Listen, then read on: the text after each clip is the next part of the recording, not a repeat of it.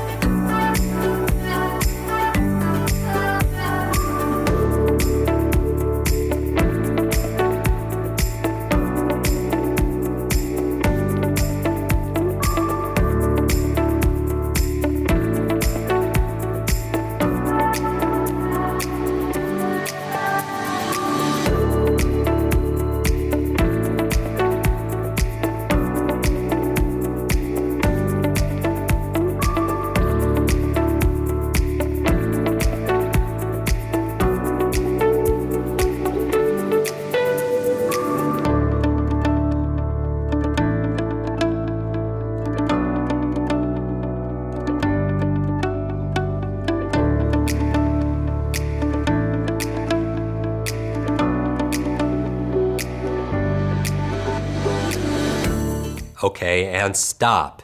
Very good. What I want you to do right now is take that same pen and put a little mark in the margin where you finished. And your assignment right now is to count the number of lines you just read. How many lines did you just read in that 2 minutes? Now, I want you to approximate. So if there's only 2 words in that line, it does not count as a line. If you see 2 half lines, you could put them together and count them as one. Take a moment, pause this video, and count the number of lines you just read. Okay, welcome back. Now that you have this number, I want you to take this number in your notebook, you're writing it down, and I want you to divide this number by 2. Divide it by 2.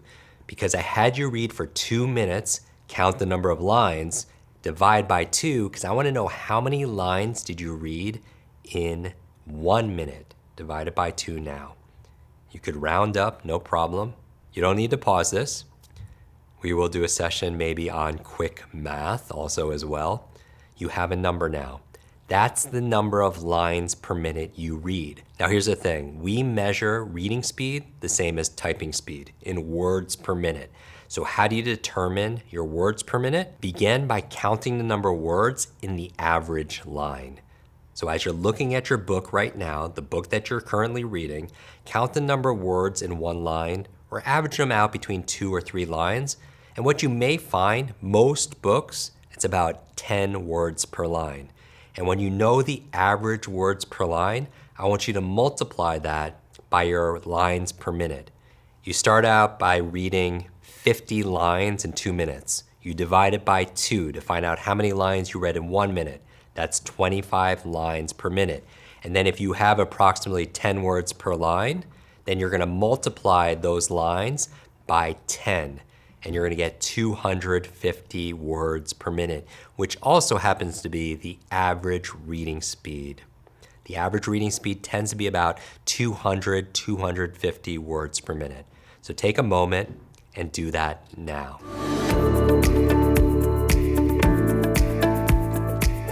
Okay, so now you have your words per minute. Now these words per minute, they fluctuate. If you're doing this with a friend of yours, you might see that the numbers are a little bit different, and that depends. It depends on how awake you are. It depends on what you're each reading. Somebody could be reading something more technical. It depends on your background information on that reading also as well. It depends on so many different factors, how distracted you are and how focused you are. But this gives you a baseline idea of where you are in terms of reading speed. Now let's say it's 200, 250, 300 words per minute. When we take students in our reading program, we take them from 200 or 300 words per minute and on average, triple your reading speed with better focus, comprehension, and retention. Little by little we do each day, 10, 15% every day, amasses to huge growth over the course of 3 weeks, 21 days. So let me give you an idea of how to do this. What I'm gonna do is I'm gonna share with you a few obstacles to effective reading. All right, we already talked about one of them, lack of education. You need to be trained because the last time you took a reading class, you were in elementary school. So consider this like a little intro class. Number 2, lack of focus. What keeps you from being what I call a quick reader, somebody who could quickly read, quickly comprehend, quickly recall, quickly focus, enjoy what you're reading, is lack of focus. Now there's a lie that you've been told or a lie that you think that if you read faster, if I asked you to read faster, what do you think will happen to your understanding, your comprehension? You feel like it would go down, right? Now in our quick reading program that I'm telling you about right now, we have students in there from over 180 countries. So we have a lot of feedback and we know what works, and we find that the faster readers don't have less comprehension. For the most part, they actually have better comprehension. Why? Because they have better focus. Now, I want that to sink in. Your brain is this incredible supercomputer, but most people, when they read, they feed this supercomputer one word at a time. Metaphorically, you're starving your mind. And if you don't give your brain the stimulus it needs, it'll seek entertainment elsewhere. in the form of distraction, in the form of mind wandering. Does that make sense? It's kind of like driving a car real slow. If you're going slow in your neighborhood, are you really focused on the act of driving? No, what are you focused on? You're drinking your coffee, you're texting your friend, you're talking to your friends about the party that's going on. You're doing all these different things. You'd be doing 5 different things when you're going slow. But let's say you're racing cars on a track, right? Well supervised, and you're licensed to do that. You're racing cars and you're taking hairpin turns. Does that person have more or less focus? A little bit or a lot? A lot more focus. They're focused on what? The act of driving and what's in front of them and what's coming up. That's a good reader. A good reader is focused on the act of reading, on what's in front of them, and what's coming up, because the speed allows that. Now, I'm going to give you a third obstacle to effective reading. This is a big one. It's regression. Regression is back skipping. Have you ever noticed when you're reading something, you go back and reread words? Mostly by accident. You ever notice you'll reread a line unconsciously? So up to 25 or more % of our time can be spent with a bad habit of rereading words. It's just a poor habit. A lot, as you've seen with this program, a lot of the accelerated learning is actually unlearning poor habits that keep you stuck. Habits of thought, habits of daily routine, habits of rote memory. We're trying to discard and unlearn those bad habits and replace them with upgraded quick start habits, all right? So regression is a big obstacle. And really, you know what the biggest obstacle is subvocalization. This is the invisible one that holds you back the most. And it is by far the biggest obstacle to effective reading. What is subvocalization? Have you ever noticed when you're reading something inside your head, you hear a voice reading along with you? Hopefully it's your own voice. It's not like somebody else's voice inside your head. Why is it a challenge? If you have to say all the words in order to understand them, either out loud or inside your mind, you can only read as fast as you could speak. That means your reading speed is limited to your talking speed, but not your thinking speed. And my question for you is this: do you have to say all these words in order to understand what they mean? Even most of the words I'm saying to you, the, and, there, because, they're filler words, right? Words like New York City, you don't have to pronounce New York City. Take the time to understand what New York City is. The best trained readers read by sight, not by sound, because 95% of the words you read in your textbooks or in your journals, in your school material, most of those words are words you've seen thousands of times, and you don't have to pronounce them any more than you have to pronounce a punctuation mark. You don't read something and say period or question mark. You don't do that any more than when you're driving, you see signs and say stop. You don't say it, but you understand what it means. That's what most words are to you. So you learned a bad habit by pronouncing those words. And I can't fix subvocalization or reduce it in this session. I could help you with regression in order to be able to reduce the subvocalization and claim your quick reading status, where you could read 2 or 3 times faster, because you could certainly understand that fast. In fact, here's a perfect example. How many people listen to a podcast or an audiobook and they put it at higher speeds? You could understand that fast, you just can't speak that fast. So if you want more information about how to take your reading to the next level, go to kwikreading.com and you could join. It's very similar to this program, but there's 0 overlap. It's 100% focused on rapid reading, and not just speed reading, smart reading for greater focus, comprehension, and understanding. But here's your quick tip on how to get over regression and that needless back skipping and rereading words. I want you to use a visual pointer. Use a visual pacer to help you to focus, meaning use your finger while you read. What does that mean?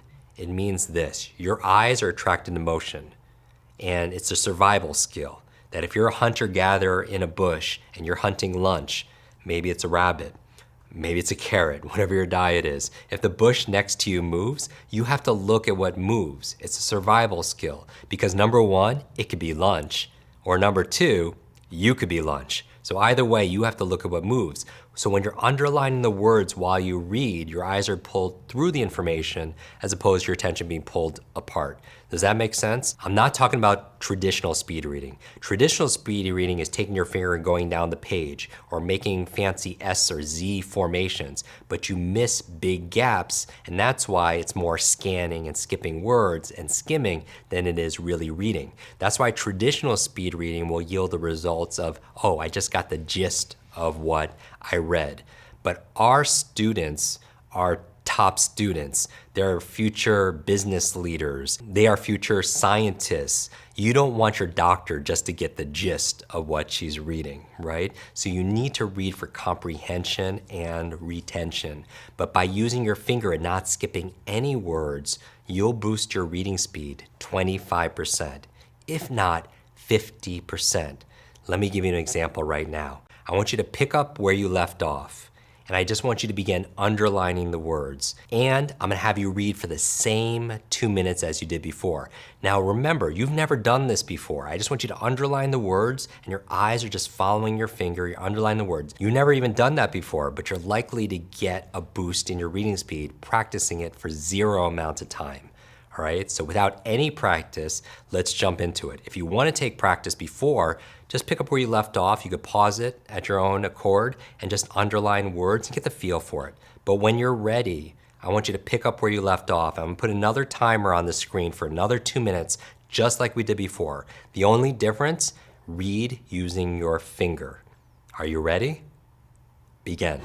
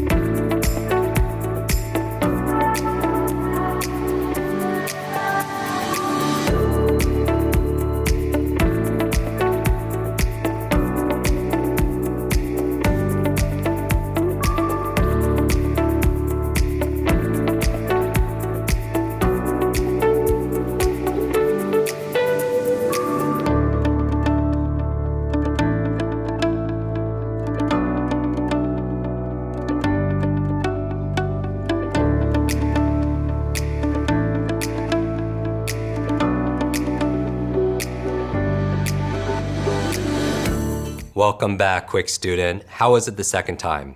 How was it the second time?